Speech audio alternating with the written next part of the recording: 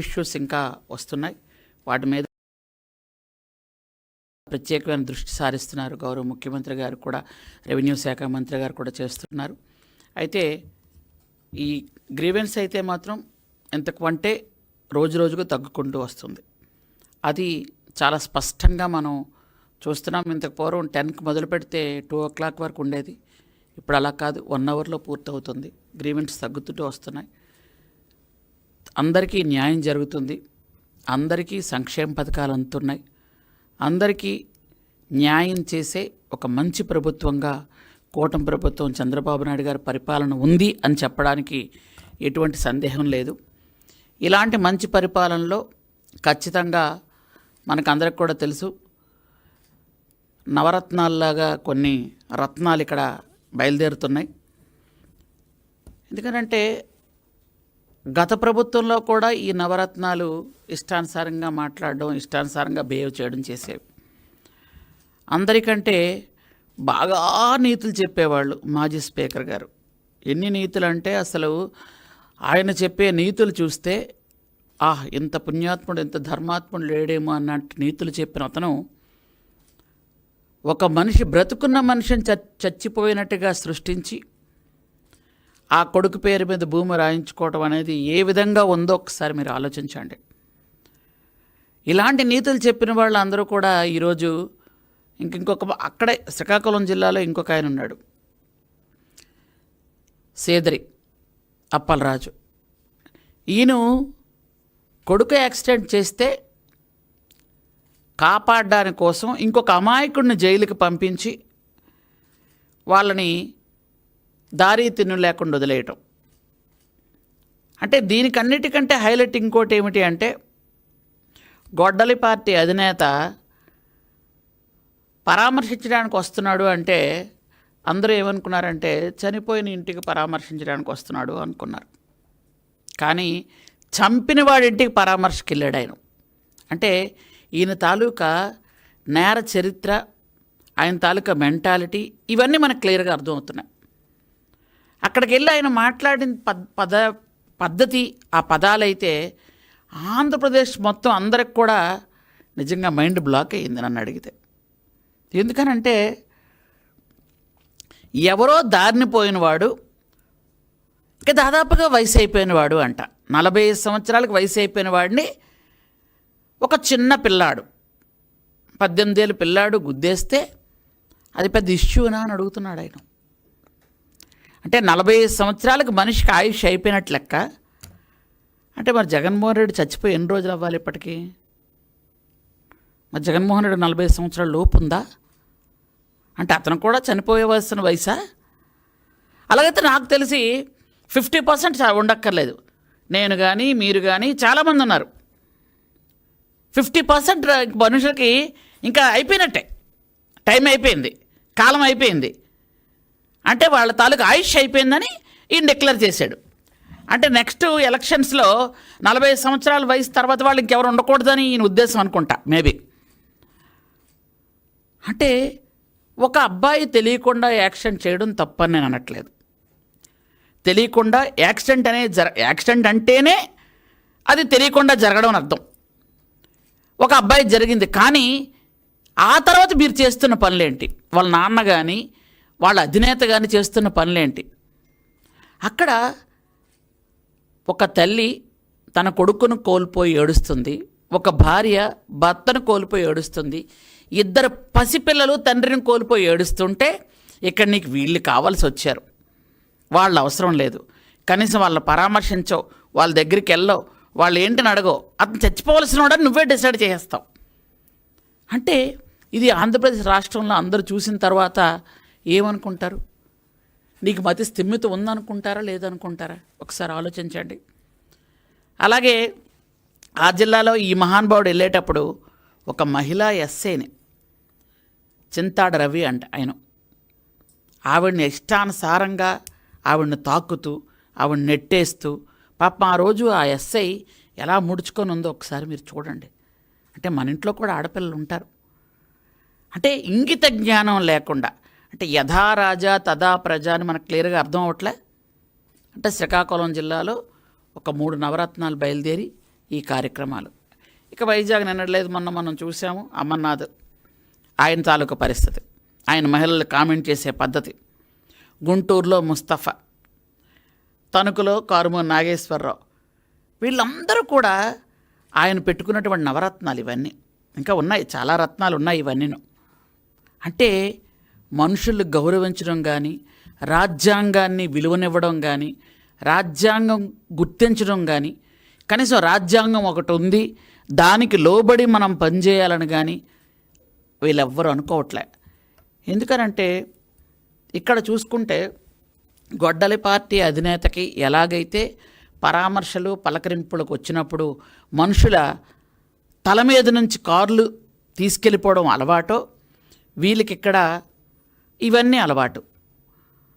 అంటే తప్పు చేస్తూ, ఇంకా విచిత్రం ఏంటంటే ఇక్కడ మనకు ఎవ్వరికీ అర్థం కాని విషయం, వాళ్ళకు మాత్రమే అర్థమయ్యే విషయం, ఎందుకంటే వాళ్ళు బాగా తెలివైన వాళ్ళు కాబట్టి, తప్పులు చేస్తారు, నేరాలు చేస్తారు, ఘోరాలు చేస్తారు, కవ్వింపు చర్యలు చేస్తారు. ఇవన్నీ చేస్తారా పోలీసులు వాళ్ళని ఏమనకూడదు, అంటే కక్షాదింపు చర్యలు అనుకొని ముందుకు వస్తున్నారు. అసలు కక్షాదింపు చర్యలను దేనికంటారో వాళ్ళకి నిజంగా అర్థమై మాట్లాడుతున్నారో అర్థం కాక మాట్లాడుతున్నారో నిజంగా ఆంధ్రప్రదేశ్ రాష్ట్రంలోనే ఎవరికి అర్థం అవ్వట్లేదు. కవ్వింపు చర్యలు చేయొచ్చు, నేరాలు చేయొచ్చు, ఘోరాలు చేయొచ్చు, రప్పా రప్పా అని కత్తులు పట్టుకొని బయటకు రావచ్చు, ఎన్ని ఘోరాలైనా చేయొచ్చు, కానీ వాళ్ళని మాత్రం ఎవరు అరెస్ట్ చేయకూడదు. మీరు సప్త సముద్రాలు దాటి అక్కడ నివాసం ఉన్న చట్టం తన పని తను చేసుకెళ్తుంది. ఖచ్చితంగా నేరాలు ఘోరాలు చేసిన వాళ్ళని ఖచ్చితంగా చట్టం శిక్షిస్తుంది. దీనిలో ఎటువంటి మార్పు లేదు. ఎందుకంటే మేము అంబేద్కర్ రాజ్యాంగాన్ని గౌరవించుకుంటూ వెళ్తున్నాం. మీలా రాజారెడ్డి రాజ్యాంగాన్ని మేము పెట్టుకొని వెళ్ళడం లేదు. రాష్ట్రంలో మళ్ళీ చూస్తే 2 సంవత్సరాల నుంచి చాలా ఇబ్బందులు పడిపోతున్నాం, చీకటి ప్రభుత్వం ఉంది అని మళ్ళీ వాళ్ళే నీతులు చెప్తున్నారు. 2 సంవత్సరాలలో జరిగిన అభివృద్ధి సంక్షేమాన్ని చూసి ప్రజలు నిజంగా నిన్న మీరు చూడండి, భోగాపురం ఎయిర్పోర్ట్ని చూసి ప్రజలు ఉవ్వెత్తున, అలాంటి మీటింగ్ మీ జన్మలో మీరు చూసి ఉండరు. వైసీపీ వాళ్ళకి నేను మళ్ళీ చెప్తున్నాను, కొంతమంది జంగిల్ రాజ్యాల్లా బిహేవ్ చేస్తున్నారు కదా, వాళ్ళు చూడండి వెళ్ళి భోగాపురం ఎయిర్పోర్ట్కి అంగరంగ వైభవంగా, ఆ ఎయిర్పోర్ట్లో మన సంస్కృతి, మన సంప్రదాయాలు, మన కళలు, మన తాలూకా నాగరికత అవన్నీ మేళవించుకొని భోగాపురం ఎయిర్పోర్ట్లో కనిపిస్తున్నాయి. ఇంటర్నేషనల్ ఎయిర్పోర్ట్, దానికి ఏమన్నాడు ఈయన, ఎర్ర బస్సే రాని దగ్గరికి ఎయిర్ బస్ కోసం వీళ్ళు ఎయిర్పోర్ట్ కట్టిస్తారా అని ఎగతాళి చేసిన మనిషి. చూడయ్యా, కళ్ళు విప్పుకొని చూడు అక్కడికి వెళ్ళి. నువ్వు మొన్ననే వచ్చావు, ఎందుకంటే దేనికి వచ్చావు, జైల్లో ఉన్నోడిని పలకరించడానికి. ఎవడైతే చంపేశాడో వాడింటికి వెళ్ళావు. వెళితే పోనీ వెళ్ళావా పరామర్శకి, అది కూడా లేదు. నీ ఆర్భాటాలు, నీ అంగులు, నీ తాలూకా బల ప్రదర్శనలు, నీ ఉనికి చాటుకోవడాలు ఇవన్నీ చూసుకుంటూ టైం దాటిన తర్వాత వెళ్ళావు. ఆ తర్వాత వాళ్ళ ఆవిడకి వాళ్ళ పిల్లల్ని కూర్చుని పెట్టి ఏవో పేపర్ చూసుకుంటూ ఎవరు రాసిచ్చిన స్క్రిప్టో చదివేసి వచ్చావు. కానీ ఎయిర్పోర్ట్ చూడడానికి వెళ్ళావా? సిగ్గు లేకుండా ఎయిర్పోర్ట్ కట్టింది నేనే అని మీ వాళ్ళతో చెప్పిస్తున్నావే, నిజంగా మతుందా, సిగ్గుందా, బుద్ధుందా మీకు? మా గౌరవ చంద్రబాబు నాయుడు గారు చెప్పినట్టు ఆ రోజు కొబ్బరికాయ కొట్టింది మేమే, ఈరోజు గుమ్మడికాయ కట్టింది మేమే. కానీ బుద్ధి లేకుండా మళ్ళీ మాట్లాడతారే మీరు. ఉత్తరాంధ్ర ఎంత అభివృద్ధి చెందింది, మా కళలకు రెక్కలు వచ్చాయి. ఈరోజు భోగాపురం ఎయిర్పోర్టు, స్టీల్ ప్లాంటు, అలాగే గూగుల్ సంస్థ, టీసీఎస్, ప్రత్యేక రైల్వే జోన్, మా పిల్లలకు ఉద్యోగాలు వచ్చే పరిస్థితిలో ఈరోజు ఉంటే మీరేమో తిరిగి కబుర్లాడుతున్నారు. మనం ఇంతకు పూర్వం ఎక్కడికైనా వెళ్ళాలి అని అంటే, అబ్రాడ్ వెళ్ళాలి అని అంటే హైదరాబాదు, ముంబై, మెడ్రాసు, బెంగళూరు వెళ్ళేవాళ్ళం. ఈరోజు మన భోగాపురం, ఉత్తరాంధ్రలో ఉన్న మన భోగాపురంకి వెళ్ళి ఫ్లైట్ దర్జాగా ఎక్కొచ్చు. అక్కడ ఎంత చక్కగా ఎయిర్పోర్టు ఉంది అని అంటే వర్ణనాతీతం. అలాంటి ఎయిర్పోర్ట్ని అంటే ఒక ఇంటర్నేషనల్ ఎయిర్పోర్ట్ని ప్రారంభించడానికి ప్రధానమంత్రి గారు వచ్చారంటే నీకు ఎగతాళిగా ఉందా? ఆ ఎయిర్పోర్ట్కి మా గిరిజనుల ఆరాధ్య దైవమైన అల్లూరి సీతారామరాజు గారి పేరు పెట్టడం నీకు ఎగతాళిగా ఉందా? ఒక ఇంటర్నేషనల్ ఎయిర్పోర్టు ఎస్టీలు బీసీలు కేవలంగా ఉండే జిల్లాలలో అది పెట్టడం నీకు ఎగతాళిగా ఉందా? నువ్వు కనీసం ఒక పని చెయ్యవు, చేసిన వాళ్ళని అప్రిషియేట్ చెయ్యవు, మళ్ళీ క్రెడిట్ చోరీ అంటావు. అసలు నీకు క్రెడిటే లేదు. క్రెడిట్ చోరీ ఏంటి? నీకు అసలు ఆ పదం వర్తించదు. నీకు ఆ పదంకి నీకు సంబంధం లేదు. నీ దగ్గర క్రెడిట్ చోరీ చేయడానికి ఏముంది? 4 గొడ్డలు, 4 కత్తులు, 2 హత్యలు, 4 ఇంట్లో నుంచి బయటకు తోలేయడాలు, ఇవే ఉన్నాయి నీ దగ్గర. అవి మాకెందుకు? నీ దగ్గర ఆ క్రెడిట్ చోరీ చేయడానికి ఏ సబ్జెక్టు లేదు, ఏ పనితనం లేదు, ఎవరు చేయలేరు కూడా. ఆ పనితనం ఎవరికి అక్కర్లేదు. నీకు నేర్చుకోవాలి అనుకుంటే మా అధినాయకుడిని చూసి మంచి నేర్చుకో. ఇక మీదటైనా బాగుపడడానికి అవకాశం ఉంటుంది. అంతేగాని ఎవరికైనా నువ్వు ఒక్కరికైనా న్యాయం చేసావా? ఒక్కరికైనా ఎప్పుడైనా ఎక్కడైనా చంపిన వాళ్ళని వెనకేసుకురావడం, చంపిన వాళ్ళకి పదవులు ఇవ్వడం, బూతులు తిట్టిన వాళ్ళకి మంత్రి పదవులు ఇవ్వడం, చంపిన వాళ్ళకి ఎమ్మెల్సీలు ఇవ్వడం, డోర్ డెలివరీ చేస్తున్న వాళ్ళు వెనకేసుకురావటం, ఇవే నీతి. అంతే తప్ప కానీ ఒక్కరోజు మంచి చేయడం నీకు చేతనయిందా? కాబట్టి మంచితనం అనేది ఒకటి ఉందనేది నీకు తెలియదు. ఎందుకంటే ఎవరి ప్రపంచం అంతా గుర్తించింది, తల్లి చెల్లిని మెడపట్టుకుని బయటకు గెంటేసినాడు మనిషి కాదు అని. అది అందరికీ తెలుసు. తెలిసిన తర్వాత కూడా ఇంకా నువ్వేదో మంచోడుగా వేషం వేసుకొని తిరుగుతామన్నా ఎవరు ఊరుకునే పరిస్థితులు లేదు. కాబట్టి నీ తాలూకా మనుషులు ఎవరెవరు ఎక్కడెక్కడ ఏ అన్యాయాలు చేశారో, ఏ తప్పులు చేశారో, ఏ నేరాలు చేశారో, ఏ ఘోరాలు చేశారో, మీరు 7 సముద్రాల పైన మీరు ఎక్కడ దాగున్నా తీసుకొచ్చి చట్టం తన పని చేసుకుపోతుందని నేను సభాముఖంగా తెలియజేస్తున్నాను. Thank you.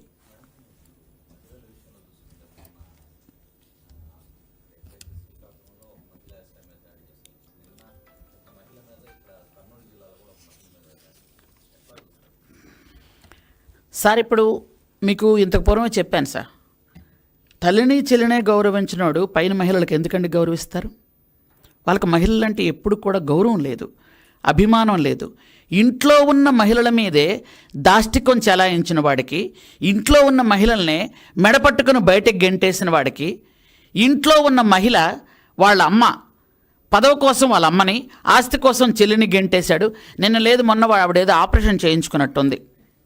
అట్లాంటి ఆవిడని పరామర్శించడానికి వెళ్ళకుండా ఉన్నవాడికి, మీకు ఆవిడనే ఆ తండ్రికి పుట్టలేదని వాళ్ళ పేపర్లో రాయించుకున్న వాడికి ఎందుకండి బయట మహిళల మీద వాళ్ళకి కొంచెమైనా అభిమానం ఉంటుంది?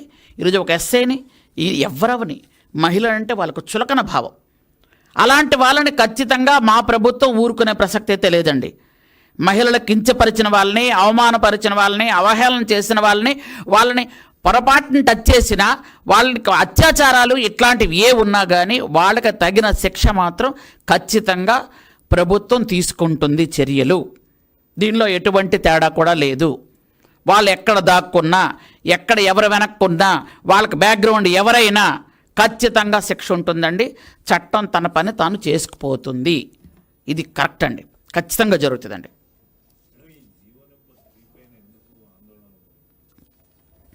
సార్, జీవో నెంబర్ 3 అనేది ఒక పెద్ద సబ్జెక్ట్ సార్. మీకు అది యాక్చువల్గా ఏంటంటే టూకీగా చెప్తాను. జీవో నెంబర్ 3 యాక్చువల్గా ఆ జీవో నెంబర్ 3 అంటే ఏంటో తెలియకే చాలామంది పార్టిసిపేట్ చేస్తున్నారు. మా భావితరాల పిల్లల భవిష్యత్తు బాగుండాలని, గిరిజనులకు న్యాయం జరగాలని మహానుభావుడు గౌరవ ముఖ్యమంత్రి నారా చంద్రబాబు నాయుడు గారు నిజంగా ఆ జీవో నెంబర్ 3ని 2000 సంవత్సరంలో ఇచ్చారండి. యాక్చువల్గా దీనికి ఆద్యం ఏంటంటే నందమూరి తారక రామారావు గారు. ఆ రోజు వారు గిరిజనులందరూ కూడా పనులు లేకుండా ఉంటున్నారు. గిరిజన ప్రాంతాల్లో ఎవరైతే ఉపాధ్యాయులుగా ఉన్నవాళ్ళు కింద నుండి వచ్చేవాళ్ళు పైకి రావట్లేదు. గిరిజన ప్రాంతాల్లో ఉండే వాళ్ళ సంస్కృతి, వాళ్ళ భాష, వాళ్ళ యాస కింద ఉన్న వాళ్ళకి, ప్లెయిన్ ఏరియా వాళ్ళకి తెలియట్లేదు. కాబట్టి అక్కడే ఉన్న గిరిజనులకు అక్కడ ఉద్యోగం ఇస్తే వాళ్ళు చేసుకోగలుగుతారని మా వాళ్ళకి 8వ తరగతి, 9వ తరగతి, 10వ తరగతి పాస్ అవ్వని వాళ్ళకు కూడా టీచర్ ఉద్యోగాలు ఇచ్చి, వాళ్ళకి 10th క్లాస్ ఎగ్జామ్స్ కట్టించి, వాళ్ళకి కోచింగ్లు ఇప్పించి, పాస్ చేయించి, తర్వాత టీచర్ ట్రైనింగ్ ఇప్పించి, అప్పటిదాకా వాళ్ళకి జీతం కూడా ఇచ్చారండి. వాళ్ళని అక్కడ టీచర్లుగా వేయడం జరిగింది. అది జీవో నెంబర్ 275 అని నందమూరి తారక రామారావు గారు 86లో అంటే 1986లో ఇచ్చిన మా గిరిజనులకి ఒక అద్భుతమైనటువంటి వరం అది. ఆ రోజు ఇచ్చి ఆ మహానుభావుడు ప్రత్యక్ష దైవం ఆయన ఇస్తే ఆ రోజు చాలామంది మా పూర్వీకులందరికీ ఉద్యోగాలు వచ్చాయి. ఉద్యోగాలు వస్తూ అప్పటి నుంచి మేము చదువుకోవడం మొదలుపెట్టాం. చదువుకోవడానికి మాకు స్కూల్స్ కట్టించి కాలేజీలు కట్టించడానికి మహానుభావుడు. కాలక్రమేణా దాన్ని సుప్రీంకోర్టులో పోతే మళ్ళీ జీవో నెంబర్ 73 తీసుకొచ్చింది మళ్ళీ ఆ మహానుభావుడే. మళ్ళీ అది కూడా సుప్రీంకోర్టులో పోతే 100% ఉద్యోగాలు ఇవ్వడంలో ఇబ్బంది ఉందని సుప్రీంకోర్టు తేల్చిన తర్వాత 2000 సంవత్సరంలో గౌరవ ముఖ్యమంత్రి చంద్రబాబు నాయుడు గారు అప్పటి ముఖ్యమంత్రిగా ఉండేటప్పుడు వారు జీవో నెంబర్ 3 తీసుకొచ్చారు. ఇదేంటి అంటే 100% గిరిజనులకి ఉద్యోగాలు గిరిజన ప్రాంతాల్లో టీచర్లు ఇవ్వాలి అని. దానికి ఇంతవరకు 5,000 మంది ఉద్యోగాలు చేస్తున్నారు గిరిజనులే. చేస్తే అది 2000లో తీసుకొచ్చిన జీవోని 2020 అంటే 20 సంవత్సరాల తర్వాత సుప్రీంకోర్టులో అది కొట్టివేయబడింది. ఆ రోజు ముఖ్యమంత్రి ఎవరండి? జగన్మోహన్ రెడ్డి. సుప్రీంకోర్టులో కొట్టేసిన వెంటనే ఆ రోజు ప్రతిపక్ష నేత ఈరోజు ముఖ్యమంత్రి చంద్రబాబు నాయుడు ఒక ఉత్తరం రాశారు. ఇది సుప్రీంకోర్టులో కొట్టేశారు కాబట్టి నెల రోజుల్లోపే దీని మీద పిటిషన్ వేస్తే గిరిజనుల తాలూకా స్థితిగతులు మనం వివరించగలిగితే మనకి ఇది ఉంటుంది అని అంటే 2000లో కొట్టేస్తే ఈయన తీరుబడిగా ఆలోచించుకొని 2022లో వేశారండి. అంటే 2 సంవత్సరాలు ఒక పిటిషన్ వేయకపోతే ఎవరైనా తీసుకుంటుందా? ఏ కోర్టైనా? మనకి ఈరోజు దెబ్బ తగిలితే ఈరోజు పోలీస్ స్టేషన్కి వెళ్ళాలండి. 2 నెలల తర్వాత 3 నెలల తర్వాత 2 సంవత్సరాల తర్వాత వెళ్తే ఎందుకు తీసుకుంటారు? తీసుకోలేదు.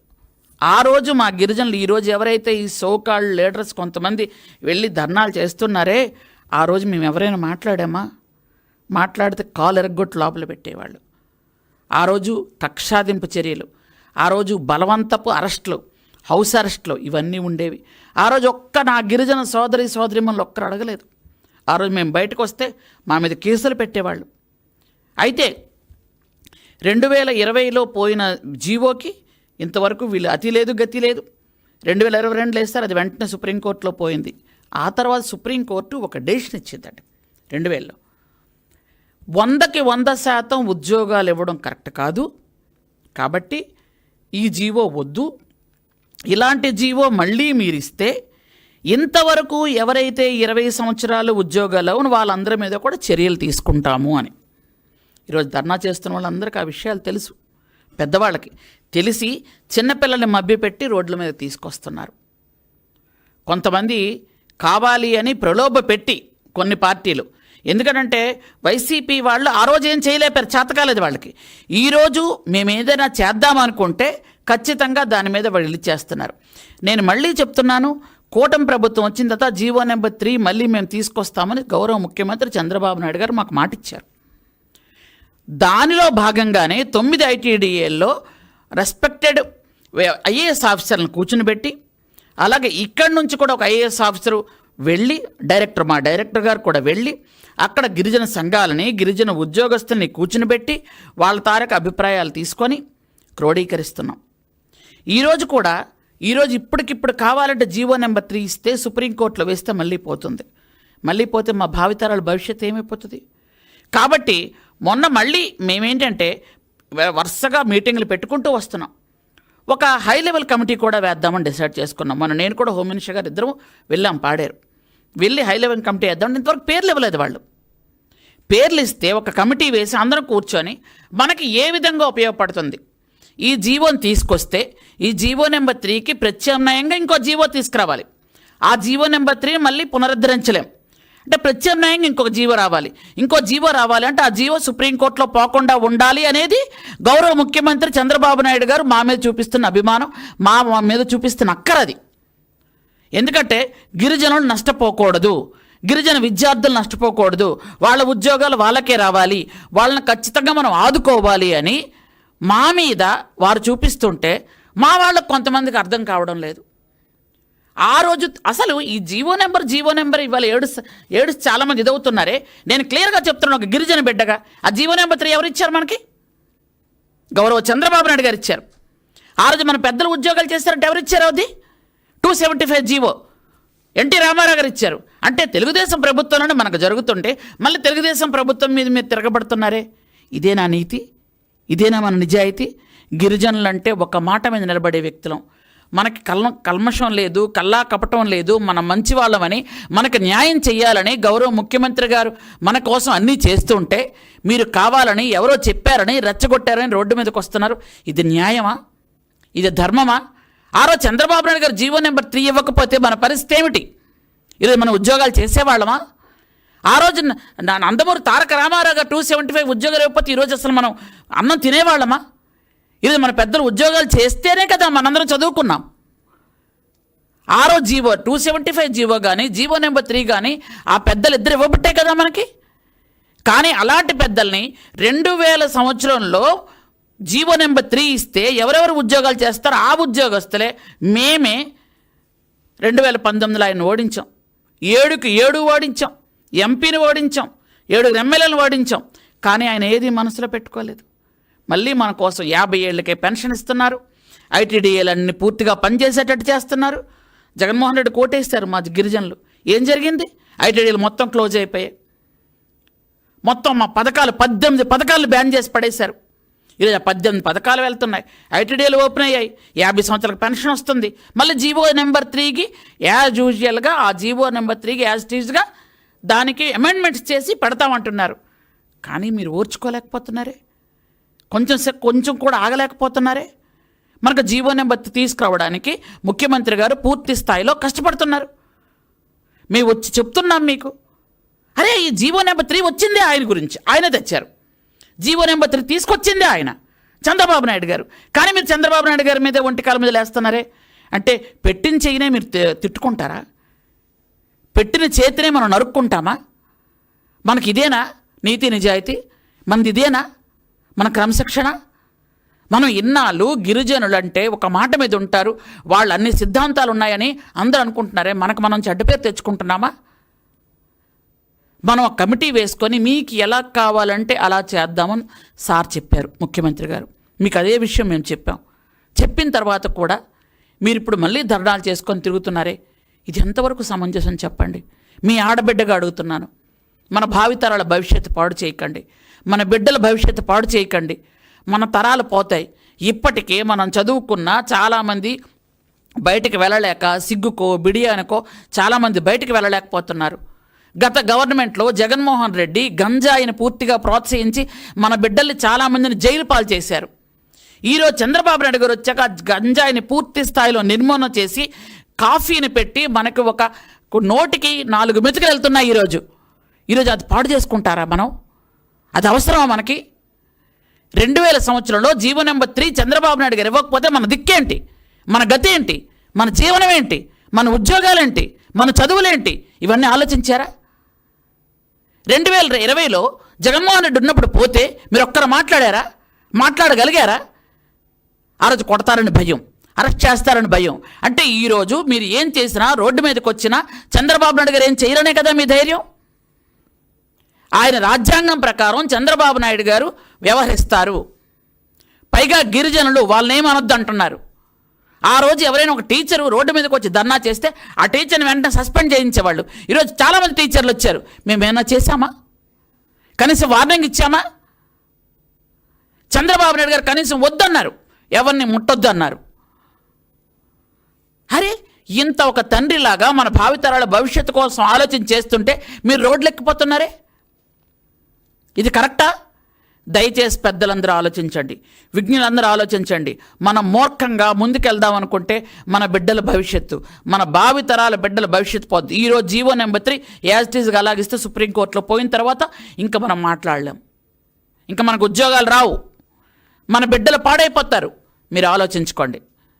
యాజ్ ఇట్ ఈజ్గా ఎలాగే ఇస్తే 2000 సంవత్సరంలో ఎంతమంది అయితే ఇప్పటిదాకా 5000 మంది ఉద్యోగాలు చేస్తున్నారో 5000 ఉద్యోగాలు పోతాయి సుప్రీంకోర్టు ఇచ్చిన తీర్పు ప్రకారం. అది కూడా మీరు భయపడట్లేదే. చంద్రబాబు నాయుడు గారు ఉంటారు, చూసుకుంటారనే కదా మీ ధైర్యం. చూసుకుంటారు, మనం కూడా సపోర్ట్ చేస్తేనే. లేకపోతే మన పరిస్థితి ఏంటి?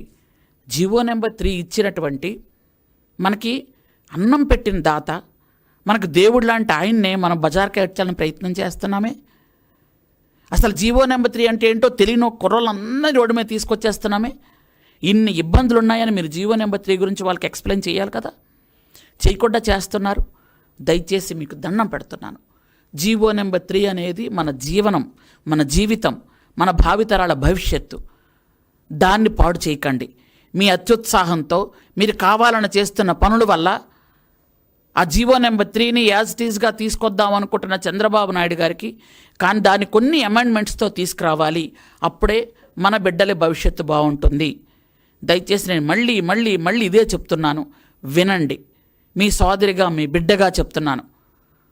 మనం అల్లరి పెట్టుకోవడం వల్ల ఏమీ జరగవు. చేస్తున్న వాళ్ళకి మనం ఇలా చేస్తే చెయ్యబుద్ధి ఇది వాళ్ళకి. అల్లరి పెడుతున్న వాళ్ళని మనం అలా అల్లరి పెట్టుకుంటూ వెళ్తే మనకి జీవో నెంబర్ 3 ఇచ్చిందే చంద్రబాబు నాయుడు గారు. ఆయన్నే మనం అల్లరి పెడుతున్నామే. ఇచ్చిన చెయ్యినే ఇచ్చే వాళ్ళనే అడుగుతారు అంటారు, అడగాలి. కానీ ఇచ్చే చెయ్యినే మనం నరుక్కుంటున్నాం. దయచేసి ఆలోచించమని గిరిజన ప్రజాప్రతినిధులకి,